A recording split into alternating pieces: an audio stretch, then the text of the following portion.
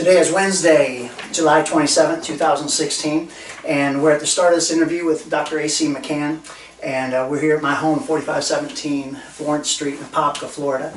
And we would like, my name is Kevin Kojal, and we want to really take some time and break this down with my father-in-law, A.C. He's going to talk about a few things within the interview, family related, and then an event or a few events, even if he feels as to move that direction, is however he'd like to do. And so let's kind of get this underway. I'd like to just kind of break the ice a little bit and talk about maybe your family past. Is there anything you'd like to share, maybe an old family memory, something that you remember as a child, something that was passed down through the generation, something maybe of the past or grandfathers of old or anything at all? My grandfather, his name was Herman Maddox, he fought in World War II, and he was on a destroyer.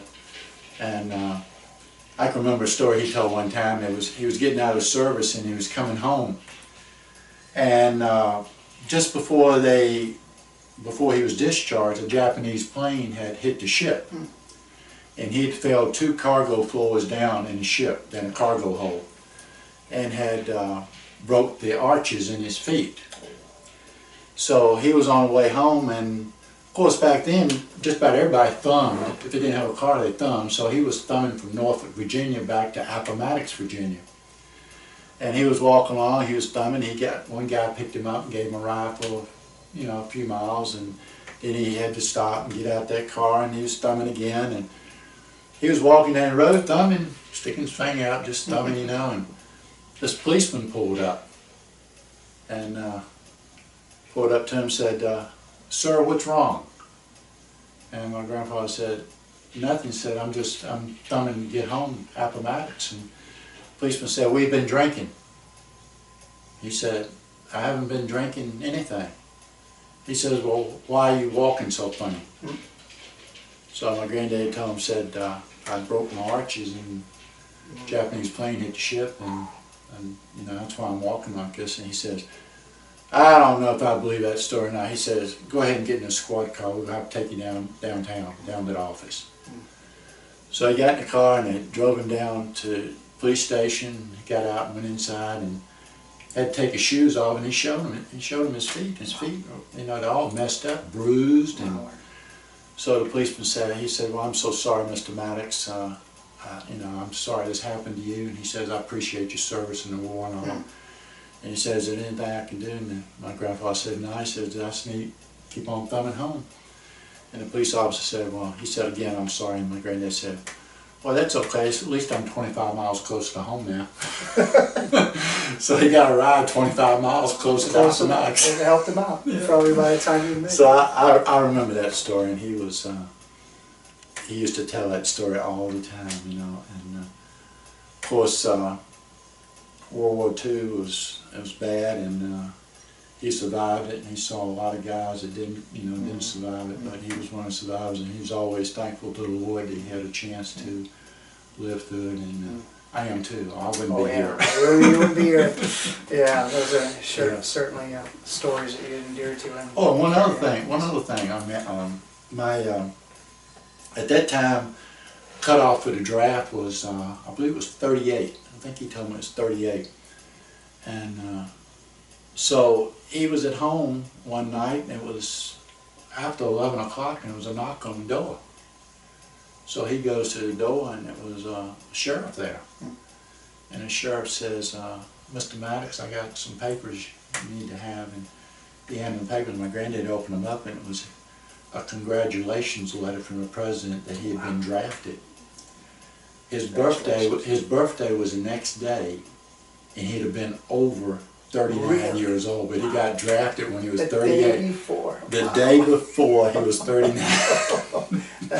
And they got him. But anyway, he tells that story. We used to laugh about that all the time. But yeah, that's two of the stories that I really remember he used to share from his war experiences. Yeah. What can you tell me? Do you know anything of your nationality? Maybe any stories, anything, bits and pieces of your arrival into America? My grandfather on my daddy's side was from Ireland, And he came over when they were having a potato famine. And he came over to the United States and landed up in Ellis Island. And actually, you know, he immigrated into the country, became a naturalized citizen, and met his future wife, my grandmother, in Wisconsin, your home, one of your states that you lived in, yeah. Met her in Wisconsin. She was an Indian, and they got married, and then they moved to Appomattox, Virginia, and started a family. Okay. So would that be that's your roots for my, certain, and is yeah. that far back as your ancestry, is what you can recall then, That probably, huh? I can recall, Everything else was in potato land. Yeah, my daddy's daddy died when I was approximately 7 years old, 6 or 7 years old. But I do remember they lived in a log cabin in Appomattox. And I can remember that log cabin it actually had a dirt floor, but it was hard dirt. And had one big room for the kitchen and living room, then it had one bedroom, then it had a bedroom upstairs. But yeah, so I didn't really get a chance to talk to him that much to find out that much about his past. Yeah. But my daddy told me a few things, but not much that I can remember about that side of the family. Okay, okay. Are there any objects, heirlooms, anything that's been passed down through generations that kind of speak about the past of your family, or? No, not that way. Now, of course, my mama's daddy, my grandfather, I was talking about Herman Maddox now. We had a few things, but they've been misplaced over the years. Okay. So I don't really have anything that's his, except for I do have some of the medals he got in the war. Oh, okay. And a couple of pictures of his ship. I have his discharge papers and some things like that. But as far as heirlooms, you know, objects, I don't have any. No. Okay, okay. Very good. Is there anything connected with, what would you say, a great monumental time, just an event, I should say, during your lifetime, you could tell, you kind of reflected on the war and your grandfather's experience, I believe it was. Anything in your lifetime that you'd like to share about that was impactful? Last week, a week before last, we had a celebration celebrating when Apollo 11 landed on the moon. And I do have some fond memories of that. I remember when John F. Kennedy made a statement that we are going to put a man on the moon. And we're going to be the first country to put a man on the moon. And that began that race for space, huh? Race for space, yeah. And in 1962, February 62, John Glenn orbited Earth. First time that an American had done that. And I had a chance to listen to that. And another strange thing was when I'll get back to that in a minute, but when I was 17, that was probably when I was 15 when that happened in 62. Then when I was 17, I ordered a finger hut camera and projector. Okay. I was 17 years old. I don't know why I ordered it. I just wanted one. I ordered it. And I got it, and when I got it, I opened the box up, and it had the projector there, and it had the camera, and so I started opening it up and fooling with it, and found this right here. And for those of you old enough who know, this is an 8mm tape. 8mm, regular 8mm. Before the Super 8 day. Yep, before the Super 8, yeah. Okay. And anyway, on this tape, which happened to be in that box, is John Glenn's travel around the Earth. Is that right? The takeoff. Is that right? And anyway, it just goes through, and it's got on this tape, it's got the takeoff of it, him circling the Earth. On this tape? On this tape here, yeah. But they had that in the projector, and it brought back memories. I was 17 in, I got to thinking about that, and I said, man, that's pretty interesting. I mean, I heard it on radio, I saw part of it on TV, and we listened to just about the whole thing, and then for him coming back to Earth and landing safely, and I said, the first man to ever orbit the Earth from the United States. I said, man, that's really something. And then a few years later, in '69, was when Neil Armstrong walked on the moon. And of course, we never forget that. We actually saw that. We weren't watching it on TV. So you saw that on television? Saw that on television, yeah. Now, by '69, a lot of homes had A lot of homes had TVs, yeah. I believe about 80% had television. Yeah. And so we watched a lot of that on TV, and I never forget when he stepped on the moon. He said, and here's a word a lot of them leave out. He says, a lot of people say, one step for man, one giant leap for mankind, but that's not the whole thing. They leave out the first word. That's one step for man, one giant leap for mankind.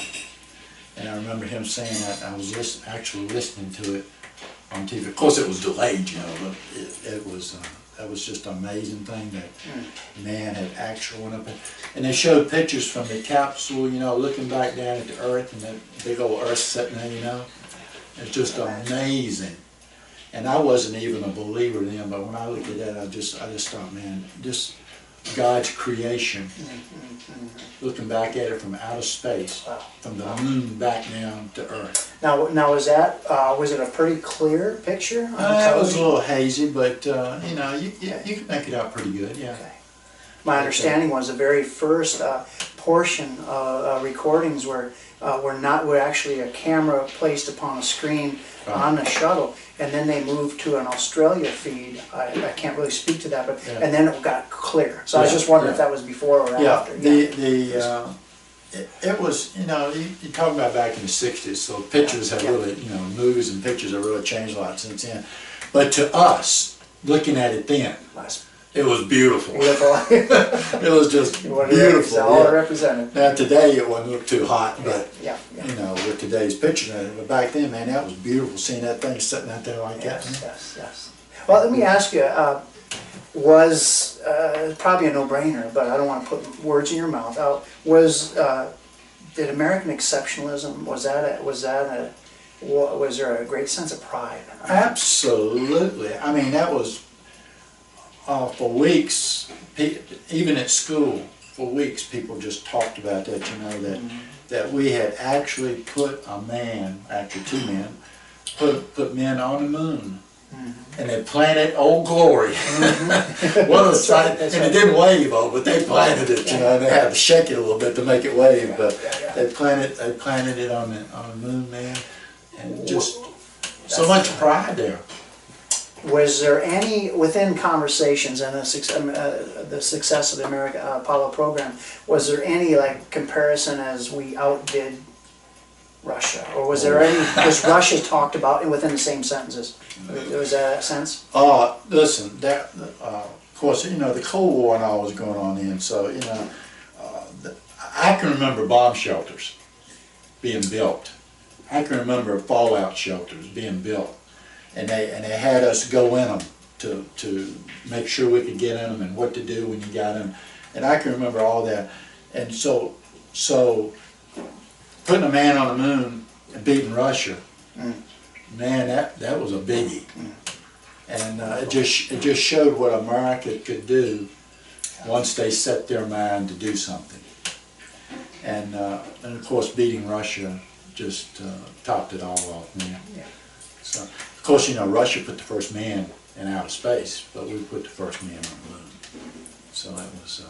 Special day. It was a special day. Wow. And all the kids the next day at school, man, that's all they talked about was, did you see it? Did you see it? Did you see it? Did you see him walk on the moon? Did you see him jump?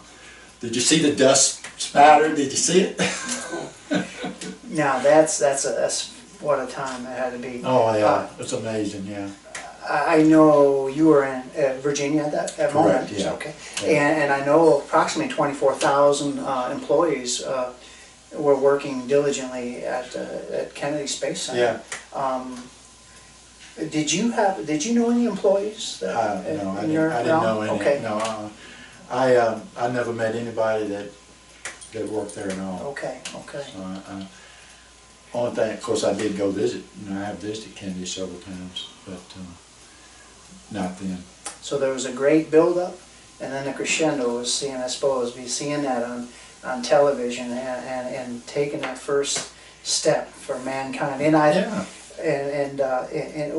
I think there's a volume said there, and it wasn't just they didn't take it for America, but mankind. And I thought Mankind, that yeah. I think that's the spirit of America. I mean, that is why we're exceptional. Would That's you right. agree? That Absolutely. It just wasn't for America. It was for all men. And the things that were learned and still being learned with space exploration and the inventions and all have come out of that. You know, it's just been so remarkable. I mean, it's been a blessing not only to America but to the world. The things that we've learned in that whole process. Yeah, but that was a big day. Special stuff. Was there any within that time frame? Was there any apprehension? Did you hear naysayers? Was there critical review happen? Well, I'll have you know that my grandfather, the one I was talking about before from World War II, he when I landed on the moon, and we just happened to be in his living room during that time. I was already married, but my wife and I were there, and he told me, he says, "I don't believe they landed on the moon." Now at that time he was in his 60s, early 60s, and he said, I don't think they landed on the moon." I go, "Well, Granddaddy," I said, what do you think they landed?" I said, "All these people that worked on this spacecraft and all the people that watched it go up and all the people from these other countries watching them orbit and go up there and land and the TVs and all that stuff." Mm-hmm.